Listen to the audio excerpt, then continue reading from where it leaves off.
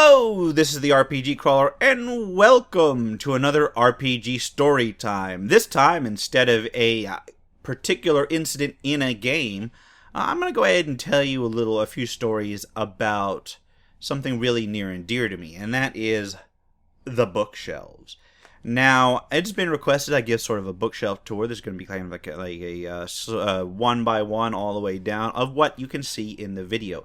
Now, my bookshelves are, of course, more extensive than that, but this is my directly RPG-related things. I have some other things on history and world religions and that sort of thing that I use as inspiration for some of the things that I pop in, as well as, the usual mix of sci-fi and fantasy books. But we can talk about those at some other time. Right now, we're just going to go ahead and take a look at the books that I have, the books that are on display, and some of the books that aren't on display. So first of all, and it's in the shelf, even though it probably shouldn't be because it's not a complete product. I generally keep mostly complete products up here on these shelves. It's this little number right here. And this little number right here is only up here because it was the first it was part of the first role-playing product that I ever purchased. This is the Dungeon Master's Rulebook out of the 1983 Dungeons and Dragons basic set. And I got that in the middle to late 80s when I was very small. We're talking like single digits here. It was my first exposure to role-playing games. And I picked it up, I believe, at a Toys R Us with my allowance money, which I'd saved up for quite some time. For my, my folks weren't exactly my folks were poor. All right, our family was dirt poor, but they did basically give a certain little bit allowance, like a couple bucks or whatever, I think like $1 or something a week or whatever, and so I did pick up the Dungeons and Dragons box. And here's the thing, I picked up Dungeons and Dragons before I actually had a group to play it with, because my intention was to get some of the people that I knew, some of my friends around the neighborhood, to get into the game. And the sad thing is that never took off. I did get them to play 1 or 2 sessions, but they didn't really get into it. So for a very long time, it was basically just me designing dungeons and stuff that I knew would never get played. But it gave me ample time to read the rules over again and again and again. And I believe this actually says like ages 10 and up, but I got it before I was 10. Anyway. Also on the shelf is this. This is... I am not a real avid adventure collector, but this is something which I got as part of a RPG deal where I bought a bunch of old books, and it was substantially after I got the red box. And what this is the original beige module for B1 in Search of the Unknown. Now, they included a lot of these with the basic edition of the first Dungeons and Dragons book. Or not first Dungeons and Dragons basic box set, which was actually the second Dungeons and Dragons box set produced. It was, I believe, Moldvay or whatever. Anyway, it was included with that. I don't know if it was included with that particular box, though. Anyway, what it is In Search of the Unknown, B1 is kind of a half of a module.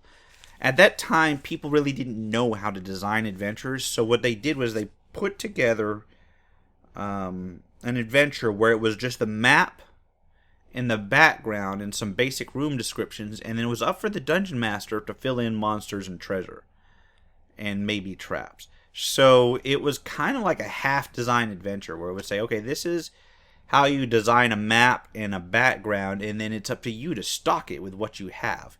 which I don't think would fly quite as well today, but it's got the kernel of an idea there, because with how RPGs are expandable nowadays, I could see somebody designing, like half designing a module, and then with the electronic format, like pulling in stuff that you might have access to.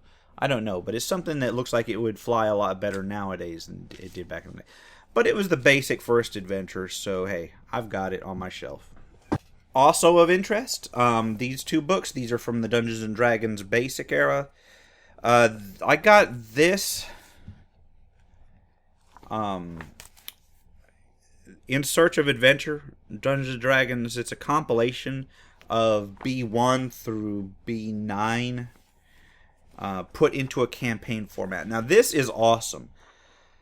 I got this when I was in middle school, and I didn't actually purchase it. What happened was I was some people that I knew of, a couple people I was friends with. Some of the older kids were into the advanced Dungeons and Dragons, and I didn't get to play with them, but I got to play with a couple others that were interested in the Dungeons and Dragons basic set, and they wanted me to run some of the adventures from this book, and therefore they bought it. And what happened was they ended up leaving it there. And when I called them to ask if they needed it back, the guy that bought it basically said, no, go ahead and keep it, because you're going to be running it anyway. And then when we finished playing that game, they didn't want it back. So hey, it was purchased for me from my players who wanted to play it. It's a very interesting campaign. If you ever want to play the old basic expert companion type rules, this campaign will get you through the basic set. It links all of the modules into a branching campaign. It provides a look at Threshold in the Duchy of Karamikos if you don't have anything that fleshes out that place anymore, which is the basic setting of Mystara, of what eventually became Mystara. The other book that I have pulled out is the Creature Catalog for Dungeons and Dragons. This is one that I saw on the shelf at my friendly local gaming store when I was in high school, and at that point I was still collecting BECMI stuff. And it's a dungeon. It's a monster book. It's got neat. It takes a lot of. It doesn't have a lot of mythological monsters, but what it does is it takes some of the monsters from the various modules of the era and then compiles them into one. So if you've got only a couple modules from that area, but you still want to look at that era's monsters, then that's what you get. And I think there was actually a second volume produced. I don't know for sure though. Actually, it's not a second volume. It's another version, and this one is the other version. And one of these two versions, this one or this one, I forget which. One of them is, they both have the same numbers, I believe. One of them's a British version. And the British version actually has more monsters in it. They've got similar monsters. They've got a couple monsters that are different. And that's the thing. One of them has a couple more monsters, but when you actually look at the monster list, I believe there's a handful that are actually different between the two versions. Like they decided not to put this monster in the American version and put this one in the British version instead, and it's all fucked up that way. But I've got both of them, and I didn't spend that much on them. I got one of them on sale at a place that was going out of business, and then another one was I don't know where I got the other one. I can't remember. Anyway. Creature Catalog, it's like the Monster Man. It's like the Fiend Folio for original Dungeons & Dragons. Now let's take a look at the orange block right here. Those of you who are perceptive will have noticed that I've arranged things by edition, and we'll take a look at the Player's Handbook of the original AD&D First Edition.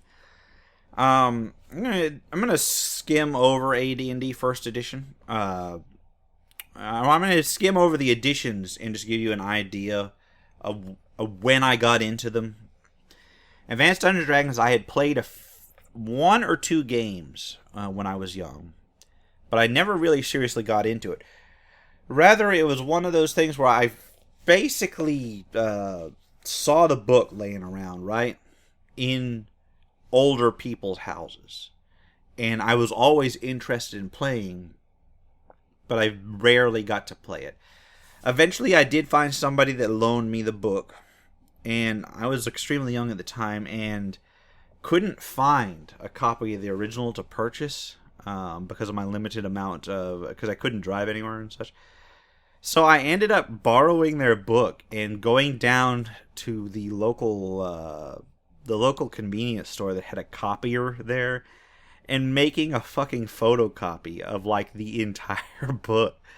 And of course promptly losing it, because what you're going to do with a stack of sheets like this thick, right?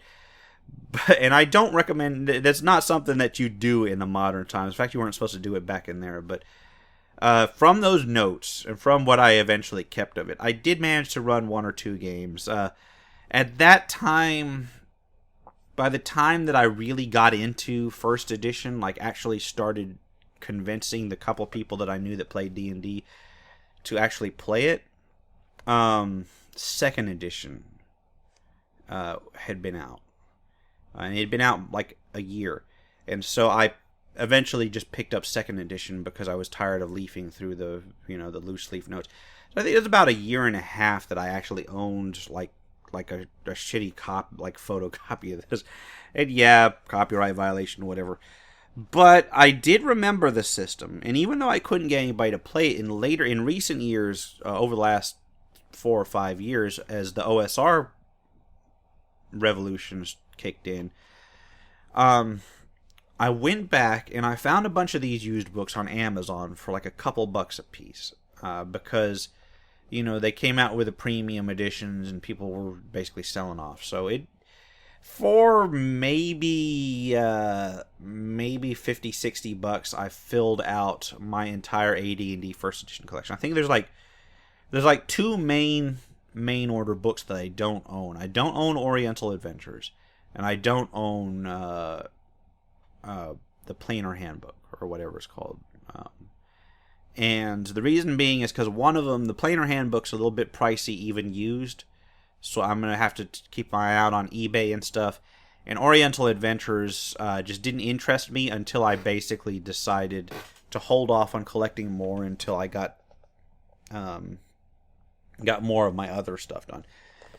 But for Advanced Dungeons & Dragons, I've got Player's Handbook, Dungeon Master's Guide, and you'll notice, for those of you who have not seen these, the Dungeon Master's Guide is much thicker than the Player's Handbook. And that's a holdover from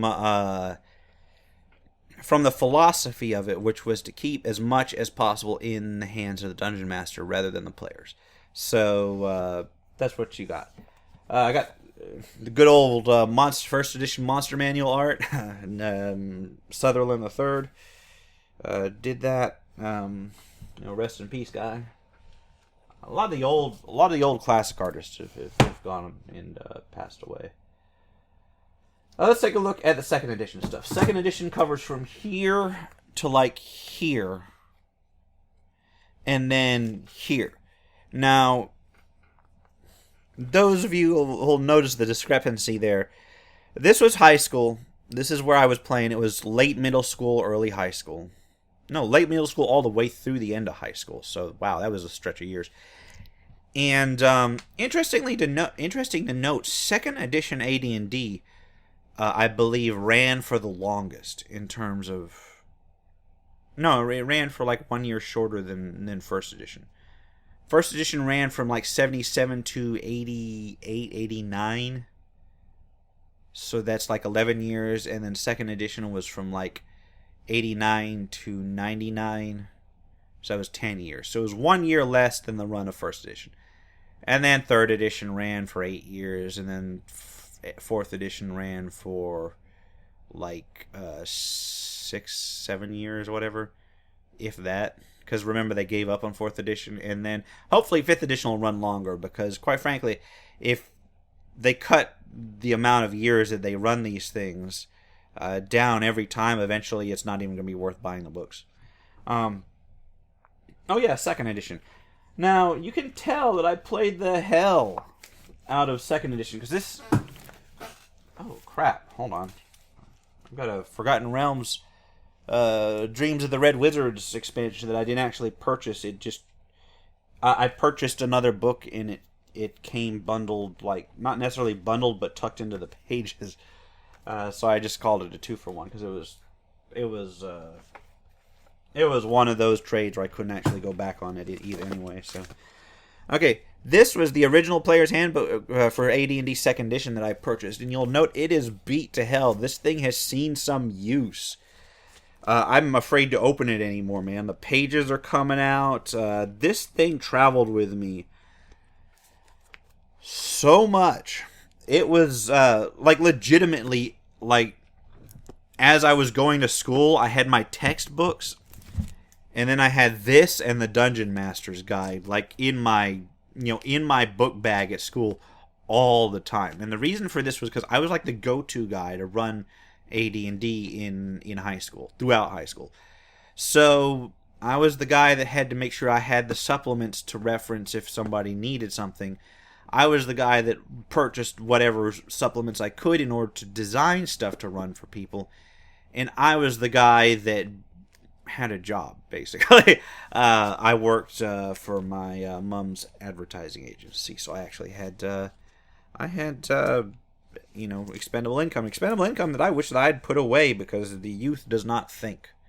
Youth does not, if you are young and you have a job, try to put something away, even if it's like $10-15 a month. Life lessons from RPG Crawler. Anyway, this is a well-loved book. Now, I do have a set of later print Player's Handbook and Dungeon Master. And you can see this thing right here, this battered to hell thing. This is my Dungeon Master's Guide, and it doesn't even have a spine anymore. But I do have a set of later edition stuff, so if I want to run something AD&D 2nd Edition, and I could, then I've got these to reference, rather than those other books that are going to fall apart. I actually prefer referring to hardcover books over PDFs when I can, in terms of the main books. Now, I use PDFs for splat books, but for the main books, that is, or for books, I'll use PDF for books that are so expensive that only somebody with a lot more expendable income than I have would spend by them. But for the main reference books, I prefer the hardcover feel of books. Next, Monstrous Compendium. Those of you who don't know the story behind these, it was decided, rather than one book, they tried to put like a binder, and then you got, let me see if I can't find one in my unshelved stack real quick. Okay, I think I've got one of them here. Yeah. Alright, well, God, it's scattered to hell. This shows exactly why I don't like the binder thing. The idea was that you could buy the binder, and then what you would do is then buy appendices, which you would put in the binder. And that way the binder would only hold, like, what you needed. And they could also put these appendix sheets in adventures. So if an adventure had like 4 or 5 new monsters, they could put these sheets in the adventures, and you could just enter them into the binder wherever. Part of it was so that you'd have all the monsters in hand, and part of it was because they thought, hey, maybe you could put them in alphabetical order or whatever order you want. The only problem with that is, and I'll pull out a sheet for an example. This is a sheet from MC13. I forget what that is. It's just the first sheet that I came to. And yeah, you can see 3 hole punched, and you could put in the binders, and they printed one on each side, and that ruins the whole idea of putting them in alphabetical order, because if you've got one print on each side, then you can't put them in alphabetical order perfectly. You're going to always have stuff that's like, weird. And then they put these neat little dividers that have like artwork on them. And that lets you kind of split up the monsters according to whatever categories you want. So you could actually rearrange the monsters into whatever order you want. Divide them by type, divide them by wilderness type. You could put them by campaign. You could put them by, alphabetically, whatever. But as I said, because they printed one on each side, it never actually worked. And so what I ended up having was I've got a bunch of these loose leaf, here's what they came in, like a folder. And it was like, it was just like this. And they would come, wow, this has got some damage on it. And you would just open it up, and there the sheets were, and then you'd have to put them in the binder. And as a result, I've got 3 or 4 of these things that are just scattered around like shit. It's ridiculous. I don't even have them. If you caught that, don't worry about it. As a result, I've got like a stack of random shit over here that I can't file because I got to go through them, and they've taken damage over the years. Another problem is that they only had a couple binders, so anything else you had to purchase your own binders for, and I didn't at the time. And so, yeah, these binders, they've been through the works, man. This is volume 2 right here, and it had entirely different art. Oh man, the binder system fucking sucked. I mean, yeah, it was nice when you just laid down the big book of monsters and flipped through it, but that had its own problems too, because you had to remember how you organized them, and if you're organized, that's not a problem, but you might be flipping back and forth 4 or 5 times, and quite frankly, if you're referencing a bunch of monsters flipping back and forth, you either had to take them out of the binder, or live with the fact that you're going to rip this shit as you go by. Now, later in the cycle, they decided to switch to these books, because they decided, fuck it, about the same time they put these things out, they put out a hardcover monster manual, but it had like half of the monsters missing from the original 2 monstrous compendiums. It had like 3 demons in it rather than the whole list. It had like, it would give you a sample of like 1 or 2 creatures for multi-creature things. It was terrible. And then they came out with these, which were like monstrous compendium annuals, and you would add them on instead of the big appendices. But these had just a mix of monsters that were pretty much bullshit. And the build quality at that time, because this is the time where TSR was starting to go way downhill real quick. The build quality on that shit meant that about half of the ones that I bought over the years looked like this, with like the covers and shit falling off. And I didn't even use these that much because I had the binder. This shit is just, it started coming apart, man, and I can't even. Some of this was to the point where I couldn't even keep it. Now about this time, and I'm gonna go back to original D&D this time. About this time, I bought the Monstrous Compendium Rules Cyclopedia, which is the single best book ever produced for every edition of D&D. It's the single best book ever produced for every edition. And the reason that being is because it gives you the entirety of the rules in one volume. It's a thick book, but it gives you... Now, it's designed for basic D&D, basic Dungeons & Dragons, basic expert, companion... Masters, and Immortal, and it's got everything you need to take you from level 1, from character creation at level 1 through level 36, which was the cap for humans at that time in that edition, plus immortal levels, which is when you basically became kind of a demigod, plus campaign planning, plus all the monsters and treasure that you need. Although, yeah, you'd still use things like the creature compendium. Plus all the spell lists. And the reason I don't have that shelved up here is because, and I'll show you. This is what is left of it. And this is not a testament to the build quality of this book, because the Rules Cyclopedia is actually an excellent build quality book. This is a testament to how useful it is. I just used this shit that much that where it finally just fell apart. It's got like literally everything you need to run a campaign from 0 to 1 in one book. And I can see why they don't do this anymore, because I purchased this for like, what was it? $30 or $24.95 at the time. I think that you can get them used for like the $40 to $60 range, depending on the condition.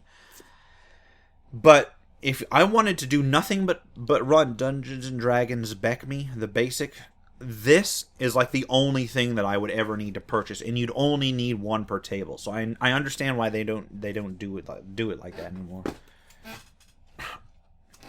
Yeah, but I bought that about the same time that I bought the rest of the shit. All right, we're gonna go ahead and skim over the rest of the second edition stuff. These are the rest of the second edition books. There's a lot of really interesting books, the kind of sort of stuff you don't really see much anymore. Tome of Magic had Wild Magic in it. It's incredibly useful for running mages in second edition.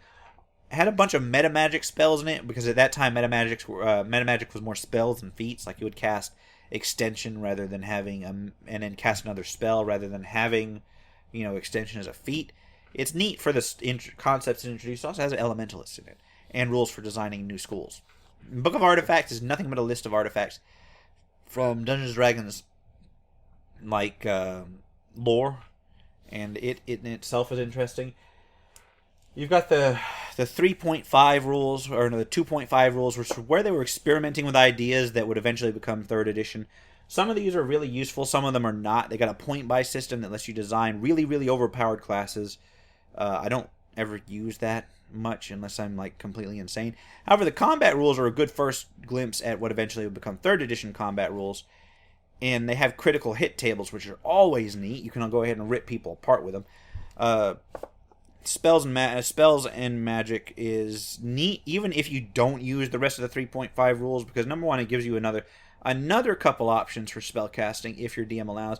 But it also has a bunch of spell lists and proficiencies in it that you don't find anywhere else. High level campaigns is absolutely critical if you're running something in the stupid high levels, above 20th level in second edition.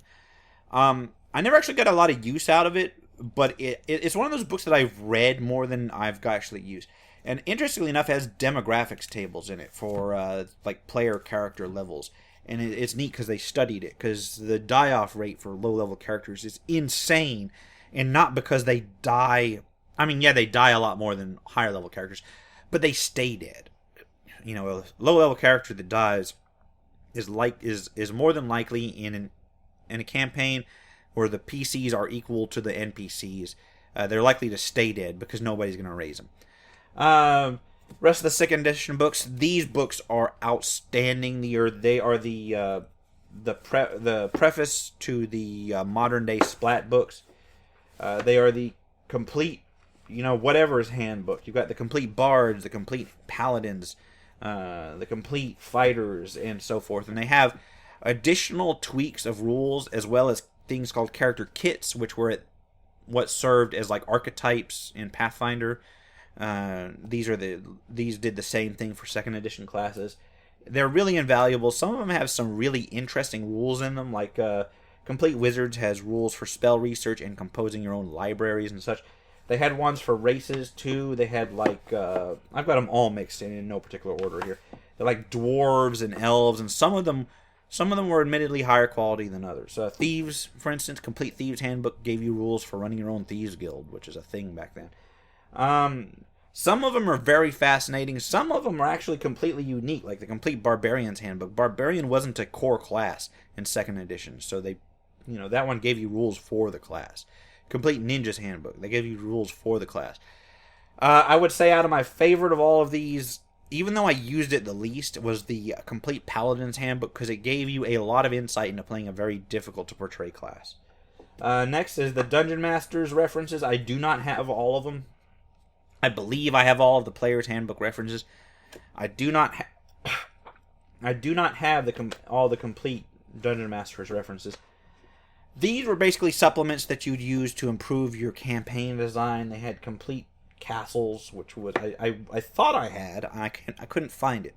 I might still have it laying around somewhere. Hold on. No, I do. I do. I guess it's called the Castle Guide, where it would give you the Dungeon Master rules for creating strongholds, which is something that is referenced in the Player's Handbook, where it says your Dungeon Master has rules for stronghold construction, but they don't give it to you. So you have to buy another book for that. They've got things like Sages and Specialists, which was towards the end when the quality was getting to shit. But it's neat because it redoes all of the NPCs and shit, like blacksmiths and sailors and stuff. I don't think there's sailors in there. I think that's another book. But anyway, blacksmiths and herbalists and stuff as their own PC classes. So if you wanted to run something where the PCs, like where you want a higher level NPC, but you don't want to give them a PC class, that's it. Or if you have a bunch of PCs that want for some reason to play blacksmiths and shit, that's your book. The best one of the Dungeon Master's supplements is actually a takeoff of the, or at least my favorite one. It's not the best one, absolutely. It's actually a takeoff of the Players ones. Here we go. Sorry, I had to look for it. It's the Complete Book of Necromancers, and it's basically the Players stuff, but geared towards necromancy classes, and it's not just the wizard necromancer. It's got the clerics and shit. So, one last thing on the second edition D&D, and that are these green splat books. These are setting campaign source books. I only ever got 2 of them. I wish I'd got more. They basically took like a section of historical, like a history. In a historical setting, I've got the Glory of Rome and the Celts, because I was going to make like a Celts and Romans type campaign. And they give you the rules and inspiration and splat material for that. Now keep in mind, these were produced in the late 80s, they were produced in the mid 90s, so there's historical inaccuracies in them. But for a high adventure game set in a historical setting, these are awesome. And they've got ones they've got one for the Crusades, which I actually thought I had, but I can't find. They've got one for it's called a Mighty Fortress. It's for the firearms era. It's really neat. Tell you what, this video is getting a little long, so what I'm gonna do? Oh man, I've got some random. These are neat. Before I wrap it up, let's talk about the rest of the second edition stuff. These are the monster books. Now, they were going to do a bunch of these. I think they only ever ended up doing like 3. And I think I've got all 3. Correct me if I'm wrong. They may have done more. But they took a look at one particular monster really in depth. And these are fascinating. Because if you want to know everything you need to know to really weird players out about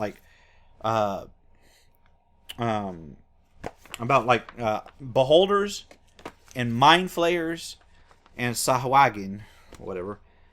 These are the books to get, and they each came with a series of adventures associated. Well, they didn't come with them, but they released a series of adventures associated with them.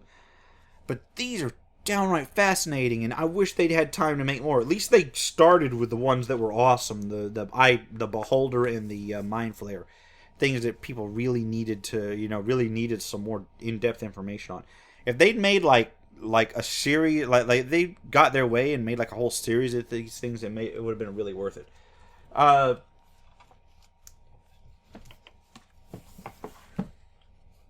What we're going to do is we're going to wrap up with some additional stuff that I've got for second edition.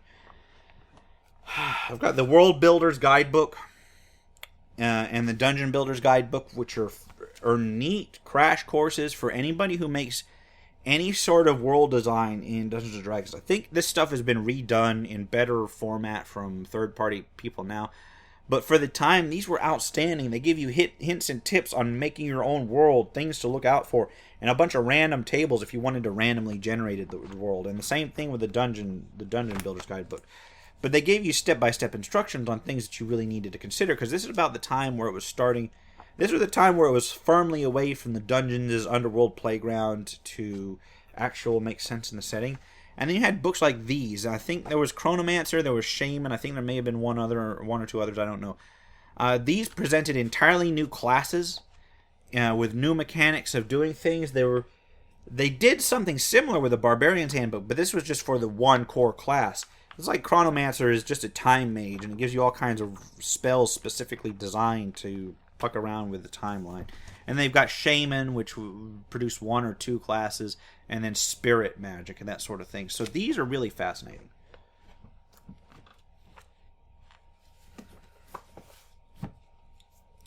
So what I'm going to do is, because I've got a ton of other stuff, and What I'm going to do is I'm going to go over the rest of the second edition stuff and the campaigns in the next video. In fact, I may do two. I may do 3 videos of this. Next one's going to be the rest of the second edition books and the campaigns, the later edition books, some of the other stuff I have floating around, and then the one after that's going to go into my non-Dungeons and Dragons collection, which is also like 2 shelves. It's about a shelf and a half worth of stuff. So what I will do is I will cut that into 2 more videos. For now, this has been the RPG Crawler with RPG Storytime, and I may release these like in quick succession, so I don't know. I don't know what I'm going to do. Thank you for watching. Continue to watch my bookshelf tour and my other content if you can. Remember to like if you liked it, comment if you got feedback, especially on some of the old books, and subscribe for more RPG content. Until next time, take care and goodbye.